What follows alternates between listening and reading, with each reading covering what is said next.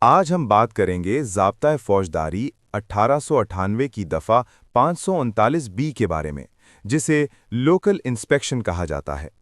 اس دفعہ کے مطابق کوئی بھی جج یا مجسٹریٹ کسی بھی انکوائری، ٹرائل یا دیگر عدالتی کارروائی کے دوران فریقین کو اطلاع دے کر اس جگہ کا خود معائنہ کر سکتا ہے جہاں جرم ہونے کا الزام ہو۔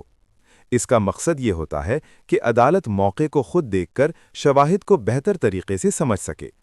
جب جج یا مجسٹریٹ موقع کا معائنہ کرتا ہے تو وہ وہاں نظر آنے والے اہم حقائق کا ایک مختصر میمورنڈم یا نوٹ تیار کرتا ہے۔ قانون کے مطابق یہ میمورنڈم کیس کے ریکارڈ کا حصہ بن جاتا ہے۔ اگر پبلک پراسیکیوٹر، مدعی یا ملزم چاہے تو اس میمورنڈم کی کاپی انہیں بلا معاوضہ فراہم کی جاتی ہے۔ مختصر طور پر دفعہ 539 بی عدالت کو یہ اختیار دیتی ہے کہ وہ موقع واردات کا معائنہ کر کے حقائق کو بہتر طور پر سمجھ سکے اور انصاف کے تقاضوں کو پورا کر سکے۔